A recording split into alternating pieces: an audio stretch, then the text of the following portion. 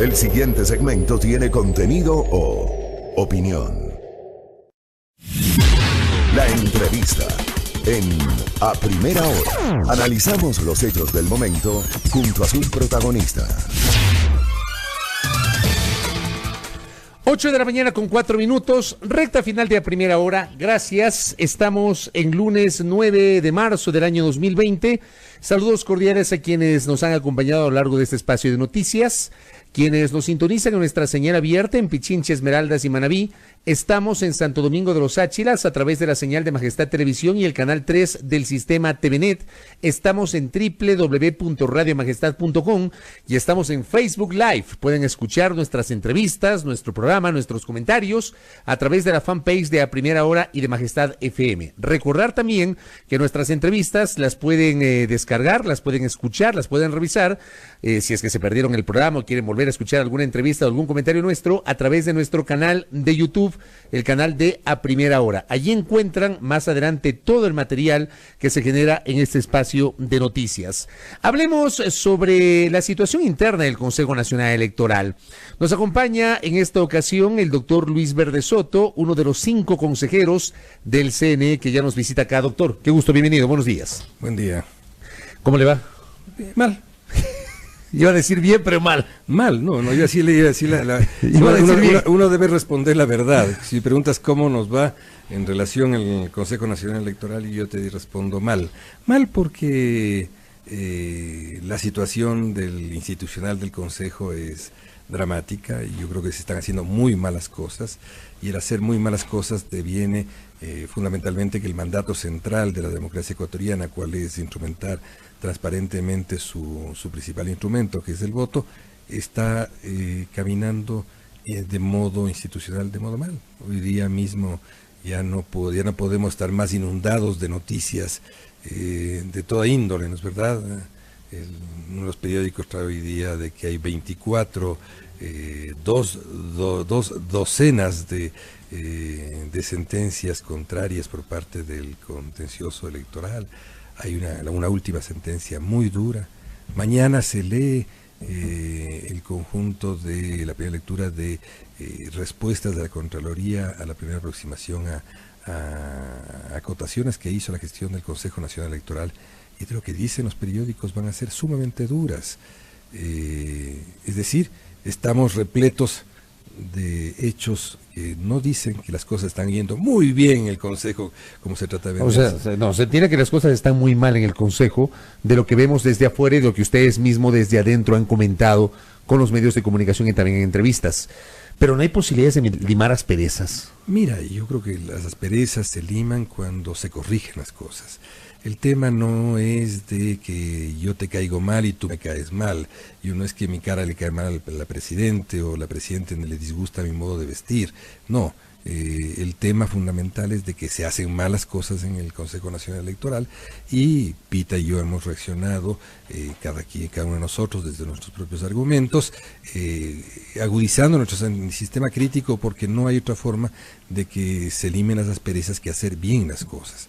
Sin embargo, lo que había surgido una iniciativa de la sociedad civil, que yo la respeto y la acojo con mucho gusto, que es la de una mediación.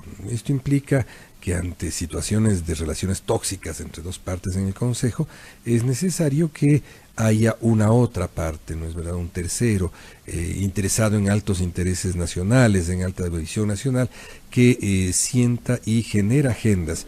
Porque esto de asumir de que aquí todo está bien y vengan acá para que ustedes admiren y aplaudan lo bien que están haciéndose las cosas, ciertamente es la de la anécdota del rey que camina desnudo pensando que está vestido. ¿Esa mediación ha sido aceptada por sus compañeros del Consejo? Ha sido aceptada por el ingeniero Pita, y entiendo que por el consejero Cabrera, no así la presidenta del CNE, ha manifestado que no le interesa una mediación, sino porque ella tiene una mayoría y hay que respetar la dictadura de la mayoría, sino que ella cree que lo que hay que hacer es simplemente observar lo bien que está pasando todo en el Consejo y lo maravillosamente grande que es la trayectoria que el Consejo tiene como una institución exitosa. Yo, como es obvio, participo de una visión contraria y creo que ante tanta insistencia, tanta tosudez en no aceptar una mediación, no cabe otra cosa que volver a insistir una y otra vez. La razonabilidad se consigue con insistencia. Todos los grandes procesos de negociación en el mundo se han dado en base a insistencias, si no, no habría otra forma de hacerlo. Corríjame si estoy equivocado, doctor Luis Verde Soto, consejero del Consejo Nacional Electoral que nos visita aquí esta mañana. ¿Esta mediación está integrada por instancias que auspiciaron su postulación al Consejo Nacional Electoral? No necesariamente, no. Está encabezada por la Asociación de Editores de Periódicos. Ahí están todos los periódicos más importantes del país y medios de comunicación más importantes del país a través de su secretario ejecutivo. Eso no es quien auspició mi candidatura, son los principales. Fundamedios sí auspició su candidatura. Fundamedios sí auspició. Y es parte de la mediación. Sí, también. Sí. El tema es, y le hago esta pregunta por lo siguiente, porque uno podría pensar, viendo las cosas desde afuera y pensando mal, que esa presencia de un organismo que respaldó su candidatura le podría quitar imparcialidad a una visión de mediación que debe ser imparcial, valga la redundancia. Yo creo que eso depende de la calidad de las personas, y una mediación no es que van sujetos que no tienen que ver con el hacer político de un país, al contrario, tienen que ver con el hacer político del país, y la calidad de la mediación está dada por la gente que acepta la mediación y se siente satisfecha, y por el público que ve los resultados de la mediación. Si es que aquello si es que la mediación no es aceptada porque ven en mí una presencia que les disgusta, yo también puedo dejar que eso, para que continúe a favor de que se acepte la mediación. Si es que les disgusta mi cara o el vínculo que yo pueda tener o algún libro de los que yo he escrito, yo puedo hacerme a un lado. Pero tiene el país que tener una salida ante el Consejo. Cuando dice hacerme a un lado, ¿qué quiere decir? Yo he planteado que deberíamos renunciar todos los consejeros, pero si es que se pone como condición de que yo no esté a cambio de aceptar la mediación, yo puedo. ¿Usted está dispuesto a renunciar? O dejar momentáneamente el consejo, cualquier cosa de ellas, para que mi presencia no los esturbie y lo que pienso fundamentalmente no le moleste a la mayoría. En este momento usted no ha pensado, en renunciar, doctor Luis Verde Soto. Al contrario, pensé justamente de que debemos renunciar todos y dar lugar, si es que la mediación no tiene curso. Yo sigo pensando en que todos debemos renunciar si la mediación no tiene curso. Yo me haría a un lado para que la mediación tenga curso este rato. Y luego de eso, si la mediación fracasa, debemos renunciar, si es que es así. Pero si les cae mal lo que pienso, si les cae mal algunos de mis libros, que por suerte creo que no los han leído, está bien. Yo me separo un momento a que la mediación pueda tener curso. ¿Cuál es el origen de las desavenencias con la presidenta del Consejo Nacional Electoral, Diana Tamain? Y le hago esta pregunta porque, claro, voy a hacer una mirada retrospectiva al momento de inicio del actual Consejo Nacional Electoral. Se conforma una mayoría inicial integrada por Diana Tamain, por Enrique Pita y por José Cabrera, que permite la elección de Tamain y de Pita como presidente y vicepresidente. Y esa mayoría se rompe al poco tiempo, a la cual se suma Estela Cero y abandona esa mayoría Enrique Pita. Pero Pita fue parte inicialmente de la mayoría para designar autoridades, Estela Cero no. En el camino, Estela Cero se suma y sale Enrique Pita. ¿Qué pasó? Pregúnteles a ellos. Yo nunca formé parte de esa mayoría, yo nunca tuve parte de esta mayoría, y consiguientemente mi responsabilidad sobre la gestión del Consejo está perfectamente establecida en todos los razonamientos de voto y en todos y cada uno de los votos. Desde el primero, que fue convocar a elecciones el primer día y a primera hora que se hizo, que se constituyó esa nueva, digamos, esa gestión a cargo de la presidenta Tamarin. Yo no estuve en aquello, yo no soy responsable de lo que se hizo. Desde el primer día se hizo mal, porque se hizo mal. En su momento ustedes sabrán. En este momento no lo podemos saber que se hizo mal. No, pues yo creo que es pertinente este rato dejar que las cosas tengan curso para que se solucione esto que es lo acuciante de este rato, de este instante. En este instante hay que solucionar de modo emergente unas elecciones que se derrumban, una institución que camina al precipicio. ¿Usted sí cree que peligran las elecciones del próximo año? La idoneidad de la organización y eficiencia de la elección, sí. Que le haya elecciones, no. Va a haber elecciones. Va a haber elecciones mal organizadas, si siguen las cosas como están. Es lo que va a haber. Va a haber elecciones, pero muy mal organizadas. ¿Tan mal organizadas como las de 2019? ¿O esas fueron bien organizadas? Usted lo ha dicho. Yo no quiero decir. Lo que pasa, y esto que le digo a usted, se lo dije en su momento a Diana Tamaín, se lo dije en su momento a José Cabrera, que han venido acá, también se lo dije a Enrique Pita. El hecho de que no se hayan posesionado autoridades de toda una provincia, como la provincia de Los Ríos, autoridades de varios cantones de Manabí y los miembros del Consejo de Participación Ciudadana y Control Social el 14 de mayo, como dispone la Constitución, porque el 14 de mayo y el 24 son fechas escritas en piedra y usted, que es un académico, lo conoce mejor que yo, ya eso de suyo ya invita a reflexionar sobre la naturaleza del proceso electoral del año pasado. El año pasado ustedes conocen el conjunto de deficiencias que nosotros anotamos, ¿no es cierto? Y me refiero, Pita y yo en esto hemos caminado casi al unísono, con vertientes, perspectivas diferentes, sustentaciones diferentes, pero hemos manifestado los elementos de fraude que hubo. Fraude significa el acto doloso en pequeño o en grande, no significa el robo de una elección entera, significa el acto doloso que se hace en pequeño o en grande. No hay fraudecitos y fraudesotes, hay un solo fraude, ¿no es cierto? Hay un acto doloso voluntariamente introducido, porque puede ser hecho por una banda criminal o por otros hechos, eso lo sabrá la Fiscalía. La Fiscalía lo está trabajando ahora, lo sigue trabajando. Se tiene que resolver en la gestión del Consejo Nacional Electoral temas tales como el tema del apagón, que llevó a la no transmisión de resultados. El elemento más sensible de una elección es que el público, los votantes, sepan cómo votaron. Ese es el elemento más sensible de un proceso en términos subjetivos.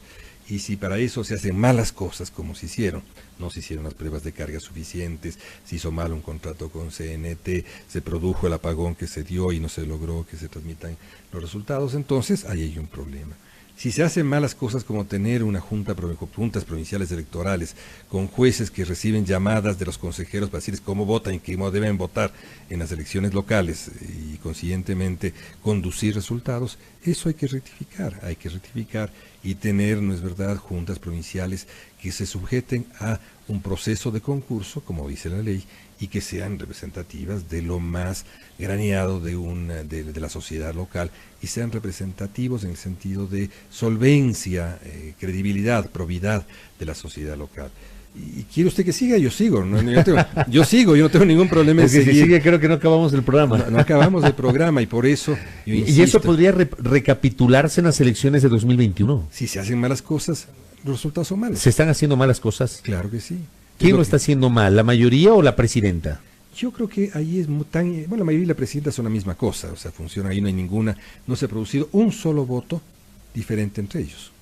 Entonces, ahí es un coro al unísono, ¿no es cierto? Un coro y un barítono en la puerta que dicen lo mismo. Entonces, ahí no hay diferencia, y cuando haya diferencia, recién podemos ver que hay voluntad para hacer otras cosas. Cuando haya diferencia, por lo menos no la vemos. Y yo espero que la haya en el corto plazo. Yo soy un hombre maduro que sabe entender que la gente tiene que cambiar y cambie en función, sea porque entiende de otro modo las cosas, a las buenas. Espero que las buenas. Su diferencia con Diana Tamaín es una diferencia que a esta hora se puede mencionar o se la puede calificar como personal, una diferencia personal. No, a ver. Si yo le caigo mal a la presidenta Tamarín, me da exactamente lo mismo. El tema con la gente madura cuando hace una gestión institucional no es que porque le caen mal a la gente tiene que tener unas reacciones viscerales, vengativas, anodinas, perversas.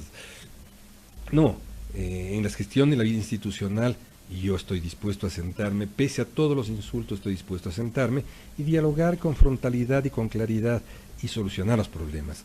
El que se diga que conmigo no se puede dialogar o que yo lo único que hago es esgrimir los argumentos que he esgrimido durante 40 años. ¿Sí se puede dialogar con Luis Verde Soto? Muchísimo. Tanto se puede dialogar con Luis Verde Soto que ha permanecido en varios procesos de negociación. Recuerde usted que yo he sido diplomático en varios momentos y los diplomáticos generalmente suelen aprender a negociar. Yo aprendí a negociar. Para negociar yo tengo escritos 2 libros sobre concertación. Uno de ellos, que yo lo celebro mucho, que fue una concertación con todos los ministros de educación en torno a la ley de educación superior a finalizar el siglo pasado. Ya está un poco vieja, pero lo celebro. Sí, yo sé hacerlo, y más aún no sé solamente en la práctica, como lo he hecho en muchos casos, acá en Ecuador y en varios países del mundo. Yo lo he hecho en varios países del mundo. Acá he mediado varias veces que me han pedido mediación, pedido intervención. Lo he hecho en varios países del mundo, sino que además lo he teorizado. Lo he teorizado y creo que y esto es muy importante porque muchas personas, aquí escribí un libro y fue parte de, yo dirigí una institución que fue muy importante en su momento, que se llamó Foro de la Ciudadanía. Produjimos varios elementos que se condujeron luego, que llevaron luego hacia la Asamblea Nacional del 98. Recuerde usted de que yo dirigí por parte del Banco Interamericano de Desarrollo el aparato técnico de apoyo para lograr acuerdos en la Constituyente de 1998. Y lo hice con mucho gusto y creo que no lo hice mal. Y estuvieron personajes tan eminentes como el actual presidente de la Corte Constitucional, estuvieron, y recuerdo, se me viene a la cabeza porque lo encontré ayer tomando café, lo vi, era de las personas que más contribuían en la mesa de concertación que tuvimos de apoyo a la Asamblea Nacional Constituyente. El tema es que falta concertación en el CNE en este momento. Hay dos cosas, ¿no es cierto? Hay en proceso de concertación hay capacidades de concertación, capacidades institucionales de los sujetos, y cuando no las tienen hay que desarrollarlas. Yo recuerdo este rato que usted me ha provocado ya, yo estoy algo viejo y me ha provocado el recuerdo, ¿no es cierto? Me he olvidado uno de los éxitos de concertación que yo he tenido ha sido el de los derechos colectivos indígenas. Yo formé el grupo de negociación de los derechos colectivos indígenas de la Asamblea de 1998.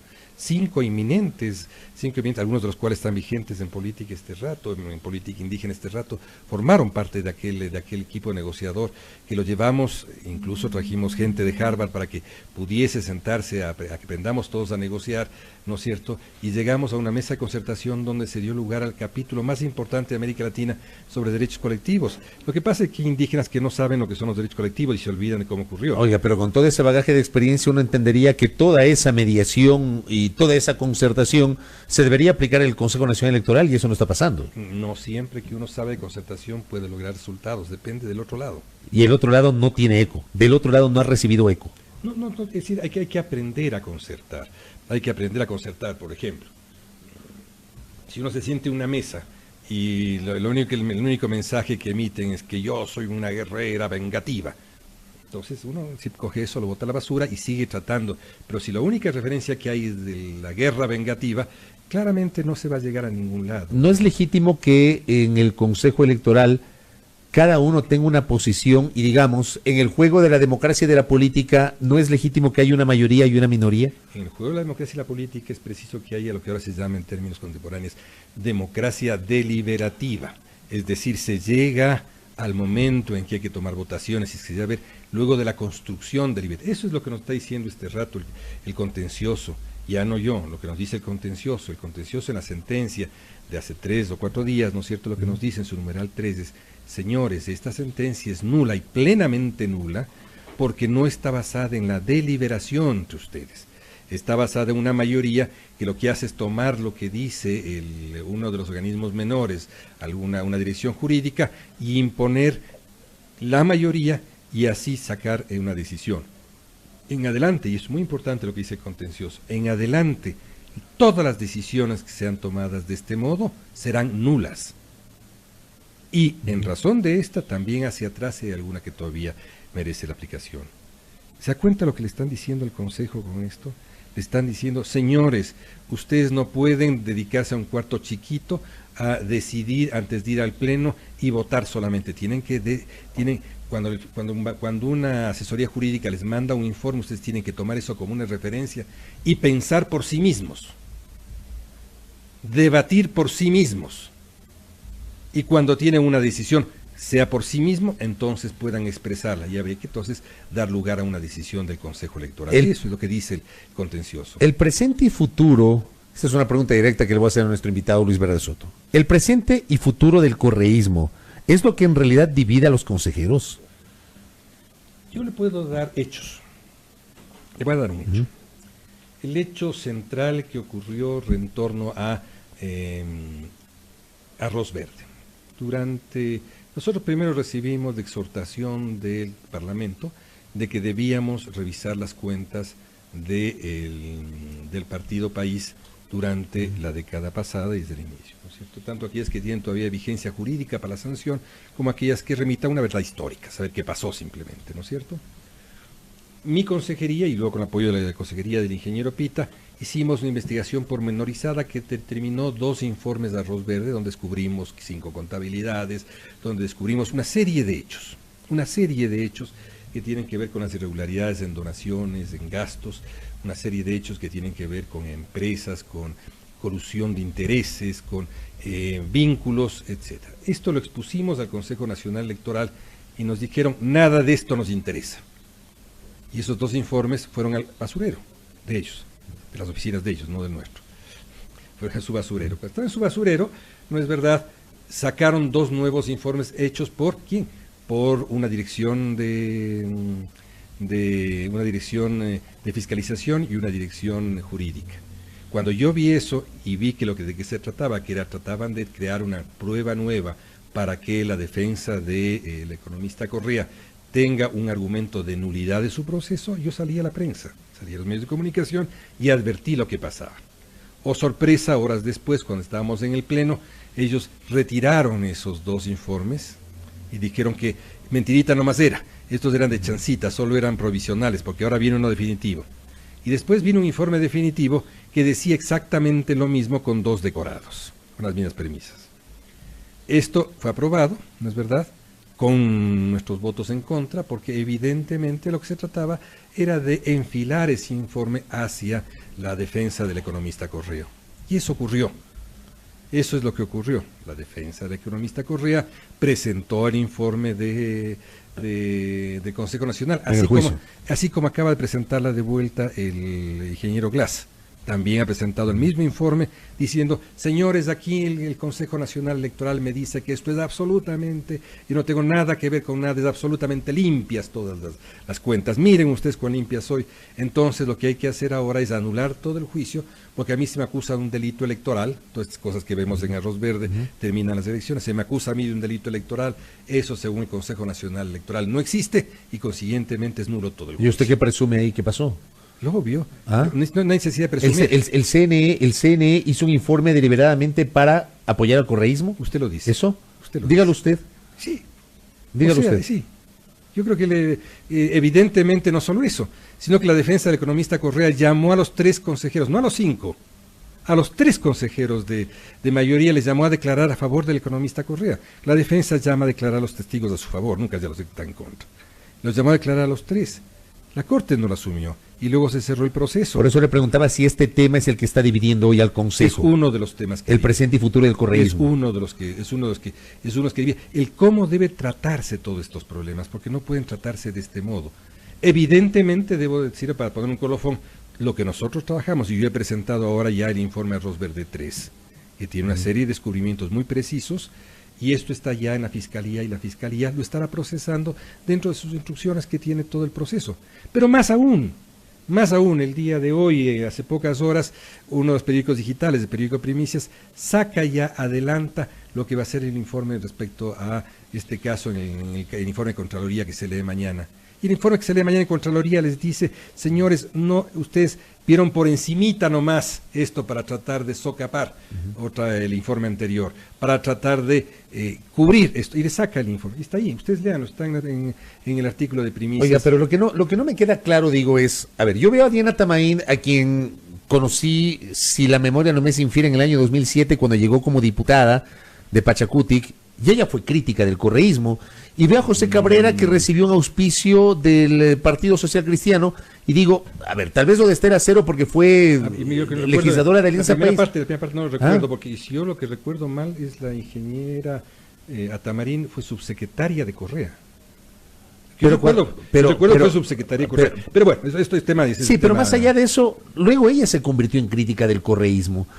¿Ah? ¿O usted lo dice. ¿Ah? Usted lo dice. Digo, o sea, la dirigencia de la CONAIE tuvo un conflicto abierto con Correa. Pachacuti tuvo posteriormente, claro que Pachacuti en su momento le apoyó a Correa y Alianza País, luego rompieron y se pasó al lado de la oposición. O sea, cito estos elementos porque quiero entender en qué momento Diana Tamaín, si nosotros hacemos esa lectura, está respaldando al correísmo. Bueno, yo creo que hay intereses muy claros en alrededor de estos votos. ¿Cuáles son esos intereses, Estos votos doctor? también, ¿no es cierto?, son hechos por otros 2 miembros, ¿no es cierto?, que son miembros originados en posiciones políticas determinadas. Es decir, yo no quiero así convertir a esto en un chisme político, ¿no es cierto?, pero baste con ver qué acciones tienes para saber a qué representas, ¿no es verdad? Baste ver por quién votas y saber por qué representas. Los intríngules de los intercambios, las prebendas, etcétera, yo no los tengo todos plenamente claros, ni creo que sea ese trato el caso, justamente cuando se trata de salgamos de este empantanamiento para... La verdad histórica estará siempre allí, y son los votos que hemos tenido durante este año y medio, año 4 meses.